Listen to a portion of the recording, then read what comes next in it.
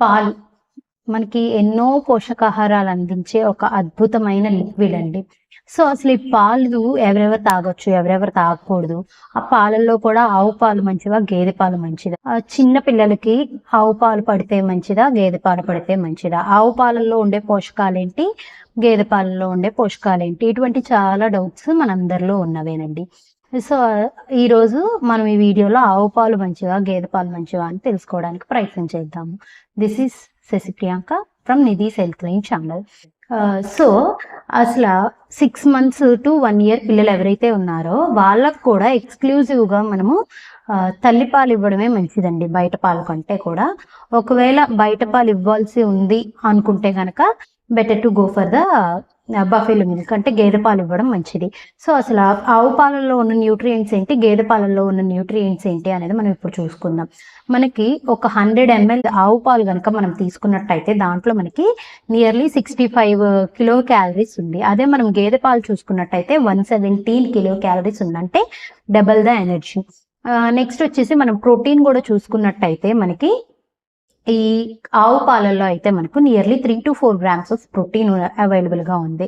కానీ అదే మనము గేదె పాలల్లో చూసుకుంటే మనకి 5 grams ఆఫ్ ప్రోటీన్ అనేది అవైలబుల్గా ఉంది. నెక్స్ట్ వచ్చేసేసరికి మనకి కాల్షియం, పాలనగానే మనకు గుర్తొచ్చేది కాల్షియం. మనం అసలు పాలు ఎందుకు తీసుకుంటాము, మనం కాల్షియం కోసమే కదా తీసుకుంటాము.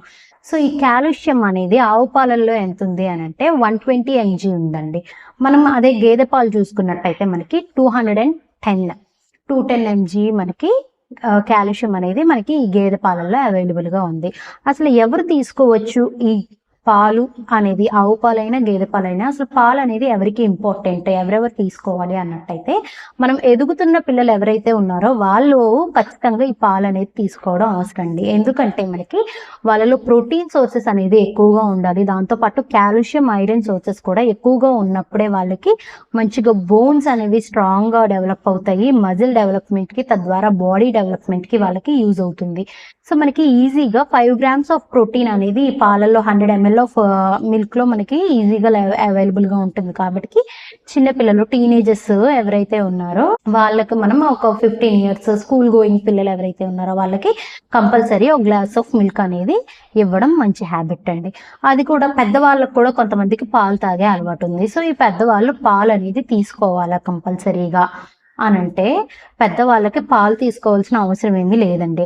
ఎందుకంటే మనకి పాలల్లో మనకి ప్రోటీన్ ఉంది కాదనట్లేదు, కానీ ఈ ప్రోటీన్ని ఈక్వల్గా బ్యాలెన్స్ చేసే అదర్ ఫుడ్స్ కూడా మనకి చాలానే ఉన్నాయి. సో పెద్దవాళ్ళు పాలు తీసుకోవాల్సిన అవసరం ఏమి అంటే మనకి మ్యాండేటరీ మాత్రం కాదు, తీసుకోవచ్చు బట్ మ్యాండేటరీ అయితే కాదు. సో ఎందుకు మ్యాండేటరీ కాదు అంటే కాల్షియం ఎక్కువగా ఉండే ఫుడ్స్ చాలానే ఉన్నాయి. లైక్ ఆకుకూరలు కానీ, నువ్వులు కానీ, కొబ్బరి కానీ, లేదంటే మనకి సోయా కానీ, లేదంటే యానిమల్ ఫుడ్స్ కానీ, ఎగ్ కానీ, ఇటువంటివి ఎన్నో రీప్లేస్మెంట్ చేసుకోవచ్చు మనం ఈ పాలతోటి. బట్ చిన్నపిల్లలకు మాత్రం పాలు అనేవి కంపల్సరీగా ఇవ్వవలసిందే. నెక్స్ట్ డయాబెటిక్ ఉన్న వాళ్ళు, ఒబైస్గా ఉన్న వాళ్ళు కానీ పాలు అనేవి తీసుకోవచ్చా అనేది చాలా మందిలో ఉండే డౌట్. సో ఈ ఒబైస్గా ఉండేవాళ్ళు కానీ, డయాబెటిక్గా ఉండేవాళ్ళు కానీ పాలు తీసుకోకూడదని నేను సజెస్ట్ చేస్తానండి. ఎందుకంటే పాలల్లో మనకి కావాల్సిన దానికంటే ఎక్కువ ఫ్యాట్ కూడా వస్తుంది, దాంతోపాటు క్యాలరీస్ కూడా యాడ్ ఆన్ అవుతూనే ఉంటాయి. సో ఈ కొంతమందికి పాలల్లో చక్కెర కలిపి తీసుకునే అలవాటు కూడా ఉంటుంది. సో దట్ ఇంకా ఏంటంటే అడిషనల్ క్యాలరీస్ అనేవి ఇంక్లూడ్ అవుతూ ఉంటాయి. సో దాని బదులు మనము అదర్ సోర్సెస్ ఏమన్నా ఇంక్లూడ్ చేసుకోవడం బెస్ట్. ప్రోటీన్ సోర్సెస్ అనేవి అదర్గా వేరే వెజిటేబుల్స్ నుంచి కానీ, ఫ్రూట్స్ నుంచి కానీ, పల్సెస్, దాల్స్ ఇటువంటివి ఏమన్నా ఇంక్లూడ్ చేసుకుంటే బెస్ట్. సో పిల్లలు మాత్రం ఈ పాలు అనేవి కంపల్సరీ తీసుకోవాలి. పెద్దవాళ్ళలో ఎవరు తీసుకోవాలి అని మనం చూసుకున్నట్టయితే ఎవరికైతే కాల్షియం డెఫిషియన్సీ ఉంటుందో, లేదా ఆఫ్టర్ డెలివరీ తర్వాత పాలిచ్చే తల్లులు, వీళ్ళందరూ కూడా మనకి కంపల్సరీగా పాలు అనేవి తీసుకోవాల్సిన అవసరం ఉంటుంది. పిల్లలైతే గనక per day 400 ml of milk తాగడం మంచిది. అదే పెద్దవాళ్ళు అయితే 400 grams ఆఫ్ కర్డ్ తీసుకుంటే మనకి కాల్షియం డెఫిషియన్సీ రాకుండా ఉపయోగపడుతుంది.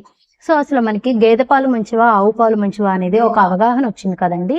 సో నేను పర్సనల్గా ఏం చెప్తున్నానంటే ఆవు పాలల్లో మనకి కొన్ని ఎంజైమ్స్ ఉన్నాయి. ఆ ఎంజైమ్స్ అరగడానికి మనకి కొంచెం లాంగ్ లాస్ట్ టైం పడుతుంది.